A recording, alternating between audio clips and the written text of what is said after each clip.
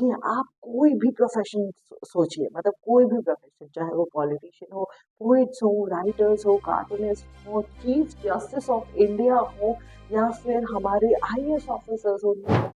प्रयागराज, जिसे पहले इलाहाबाद के नाम से जानते थे, लेकिन अब आप सभी लोगों को पता है कि अब उसका नाम प्रयागराज हो गया है, जहाँ संगम होता है तो बहुत ही बड़ी नदियाँ जो हमारे इंडिया में फ्लो करती हैं, longest and largest Ganga and Yamuna का कॉन्फ्लुएंस होता है वहाँ पे, इसीलिए ये सिटी को जाना जाता है उनके संगम के लिए। वह इस सिटी को एक और चीज़ के लिए जाना जाता है, और वो है university of Allahabad, right. University of Allahabad के बारे में आज हम बात करेंगे बच्चों। सीयूईटी यूजी में ये यूनिवर्सिटी भी पार्टिसिपेट कर रही है, और ये आपके लिए क्यों इम्पोर्टेंट है, क्योंकि आप कोई भी प्रोफेशन सोचिए, मतलब कोई भी प्रोफेशन, चाहे वो पॉलिटिशियन हो, पोइट्स हो, राइटर्स हो, कार्टूनिस्ट हो, चीफ जस्टिस ऑफ इंडिया हो, या फिर हमारे आईएएस ऑफिसर्स हो, numerous number of IAS officers हो, पॉलिटिशियंस हो, किसी का भी नाम लीजिए आप, टॉप नॉच प्रोफेशन, और उसके यहाँ पे एलिमनाइज आपको मिलेंगे ही मिलेंगे। और एक अमेजिंग बात मैं आपको बताती हूँ कि इस यूनिवर्सिटी में आप बिलीव करेंगे कि नेपाल के 5 टाइम्स रहे प्राइम मिनिस्टर भी यहीं से पढ़े हैं। तो सोचिए कि कितना वास्ट डाइवर्सिटी, कितने वास्ट नंबर ऑफ स्टूडेंट्स ये यूनिवर्सिटी होल्ड करता है। और इसके यहाँ मतलब पढ़ने से आपको किस टाइप का एक्सपोजर मिलेगा, किस टाइप का आप अचीवमेंट्स, एलुमनाई नेटवर्क, ये सब आपको मिलेगा अगर आप इस यूनिवर्सिटी से पढ़ेंगे, राइट। तो आज इस यूनिवर्सिटी के कुछ इम्पोर्टेंट कोर्सेज हम लोग यहाँ पे डिस्कस करेंगे कि उसके क्या एलिजिबिलिटी क्राइटेरियाज है, और आपको प्रिपेयर करना है तो फिर आपको इन एलिजिबिलिटी क्राइटेरियाज पे ध्यान देना चाहिए, राइट।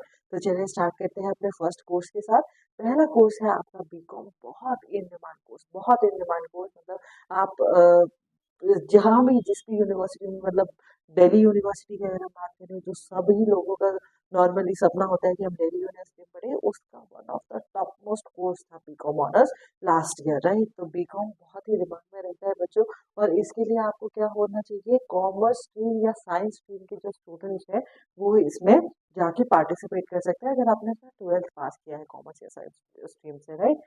लेकिन हमें क्या है, एनटीए की जो एलिजिबिलिटी क्राइटेरिया है उसे भी ध्यान रखना चाहिए, बहुत ही इम्पोर्टेंट है। तो आपको देखना है कि इस यूनिवर्सिटी में सेक्शन 1, सेक्शन 2, सेक्शन 3 से क्या डिमांड्स है आपके इस कोर्स के लिए। तो 1A में आप जैसे कि देख सकते हैं, लैंग्वेज सिलेक्ट करनी है, मिनिमम 1 फ्रॉम ईदर इंग्लिश और हिंदी, राइट। एनी लैंग्वेज का कोई ऑप्शन नहीं है आपके पास, इंग्लिश या हिंदी में से आपको एक ना एक लैंग्वेज सिलेक्ट करनी ही पड़ेगी, वरना आपका यहाँ पे नहीं क्राइटेरिया फुलफिल होगा। तो इंग्लिश या हिंदी में से आपने एक लैंग्वेज सिलेक्ट करी। फिर क्या बोल रहे हैं, सेक्शन 2 जो डोमेन सब्जेक्ट्स होते हैं उसमें आप अकाउंटेंसी और बुक कीपिंग में से कोई एक कर सकते हैं, राइट। स्लैश है, लेकिन एक करना कंपलसरी है। एक सेक्शन 2 में से आपका सब्जेक्ट चूज करना कंपलसरी है। उसका सेक्शन 3 जो है आपका, वो जनरल टेस्ट है, वो कंपलसरी फॉर ऑल है, राइट। इसमें कुछ भी आपका नेगोशिएशन नहीं है कि आप सेक्शन 1 और सेक्शन 2 ही सिर्फ करेंगे तो आपका एडमिशन हो जाएगा बीकॉम में। आपको सेक्शन 3 लेना बहुत ही इम्पोर्टेंट है, कंपलसरी फॉर ऑल लिखा हुआ है, ये चीज आपके लिए इम्पोर्टेंट है, राइट। अब चलते हैं अपने सेकंड कोर्स की तरफ, जो कि है बैचलर्स ऑफ आर्ट्स। इसके अंदर बच्चों आपके सारे आर्ट्स के जो भी क्या कहते हैं कोर्सेज हैं, चाहे वो बीए इन हिस्ट्री हो, ज्योग्राफी हो, आपका तबला में हो, या फिर और जो आपके आर्ट्स के जितने भी सब्जेक्ट्स हैं उनके अंदर हो, वो सारे ये बीए की डिग्री इंक्लूड करती है, एंथ्रोपोलॉजी भी इंक्लूड करती है, राइट। और आपकी जो स्पेसिफिक लैंग्वेज कोर्सेज है उन्हें भी इंक्लूड करती है, English literature, English language, Persian, Urdu, ये सारी चीज़ें इस डिग्री के अंदर आती है। आपको वेरियस नंबर्स ऑफ कोर्सेज मिल जाएंगे। आप एक बार ही आप सीयूईटी के क्राइटेरिया उस पर जाइए, पार्टिसिपेशन ऑफ कॉलेजेस में, उसमें आपको पूरी लिस्ट मिल जाएगी, राइट।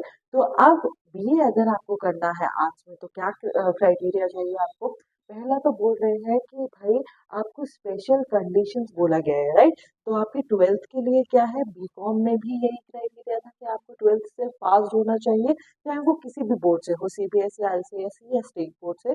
वैसे ही इसके लिए भी यही क्राइटेरिया है कि 12th क्लास आपको पास होना चाहिए किसी भी बोर्ड से।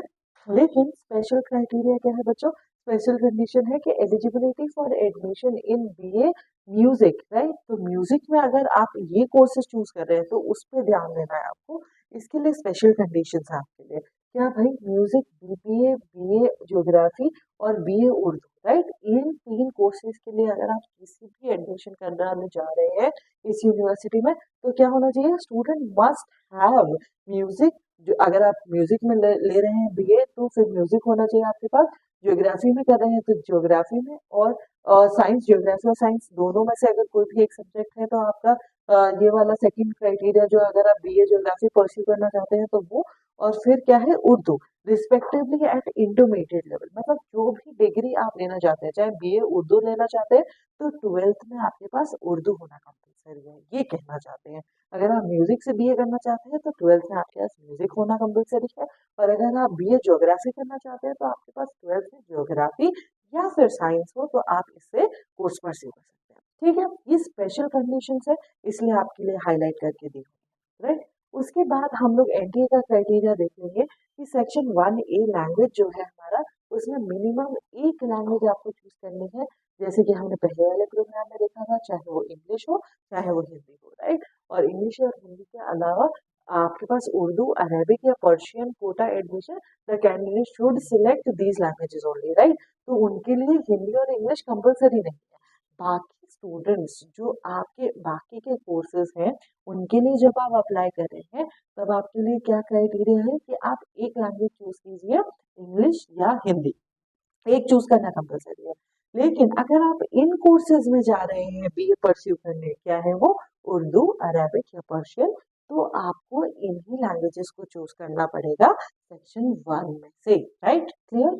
उसके बाद सेक्शन 2 जो डोमेन सेक्शन है आपका, उसमें से क्या बोल रहे हैं, आपके पास economics, political science, sociology, psychology, anthropology, history, geography और संस्कृत, ये आपको 8 चॉइसेस दे रखी है। क्या करा है, 8 चॉइसेस दे रखी है, और उनमें से कोई भी 2 चॉइसेस आप चूज कर सकते हैं। देखिए, any 2 of the 8 domain subjects are compulsory, और जनरल टेस्ट आपके लिए इसमें भी कंपलसरी है। मतलब इलाहाबाद यूनिवर्सिटी में अगर आपको एडमिशन लेना है, तो सेक्शन 3 जनरल टेस्ट का आप अपने कॉम्बिनेशन में जरूर जरूर ध्यान रखिए कि आपको जनरल टेस्ट देना ही देना है। ये क्राइटेरिया है इस यूनिवर्सिटी के लिए। चलिए चलते हैं अपने नेक्स्ट कोर्स की तरफ, वो है बैचलर्स ऑफ फाइन आर्ट्स। ठीक है, पहले हमने क्या था, बीए डिस्कस किया था। अब हम लोग बीएफए डिस्कस कर रहे हैं। क्या कर रहे हैं, बीएफए डिस्कस कर रहे हैं। इसमें क्या बोल रहे हैं कि an applicant who has passed और appeared in any stream of intermediate, ठीक है, कोई बार नहीं है आपके लिए कि साइंस ही होना चाहिए, ज्योग्राफी ही होना चाहिए, पर्टिकुलर कोई सब्जेक्ट होना चाहिए।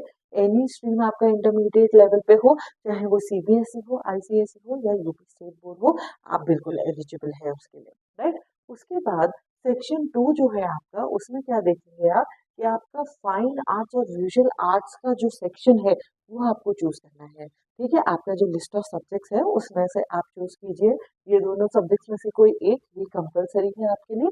और क्या करेंगे आप, 1A में से चूज करेंगे कोई एक लैंग्वेज। क्या करेंगे, इंग्लिश या हिंदी में से कोई एक लैंग्वेज चूज करेंगे। और सेक्शन 3, जैसे कि मैंने आपको बताया है कि जनरल टेस्ट नॉन निगोशिएबल है, आपको जनरल टेस्ट देना ही होगा, राइट। तो आपके लिए ये इंपॉर्टेंट है, याद रखना कि आप इन दोनों सब्जेक्ट चूज किया, फाइन आर्ट्स और विजुअल आर्ट्स में से कोई एक चूज करें आप सब्जेक्ट, और वही आपके क्या कहते हैं काम आएगा, जो आप एनटीए का पेपर लिखेंगे उसमें, राइट। तो ये था आपके लिए कंपलसरी। तो इसीलिए हमें ध्यान देना इम्पोर्टेंट है, यही टेक्निकलिटीज होती हैं जो आपको नहीं समझ में आएगा या आप जल्दी रीड कर लेंगे तो आपको नहीं आएगा। जो भी इम्पोर्टेंट पॉइंट्स थे हमारे कोर्सेज के लिए, वो मैंने आपको बता दी हैं। तो उम्मीद है आपने ध्यान से सुने होंगे, लास्ट तक वीडियो देखी होगी। कमेंट करके बताइए अगर आप बीए फाइन आर्ट्स में इंटरेस्टेड हैं और आपको कोई प्रॉब्लम आ रही है, तो वो मैं सॉल्व करूंगी आपके लिए। बाकी बीकॉम और बीए के तो बहुत लार्ज स्केल पे स्टूडेंट्स हैं। अगर आपको भी कोई डाउट है तो let me know in the comment section and I will definitely clarify them. अभी के लिए इतना ही, उम्मीद है आपको वीडियो पसंद आई होगी। अगर पसंद आई है तो लाइक कीजिए एंड सब्सक्राइब कीजिए। Thank you.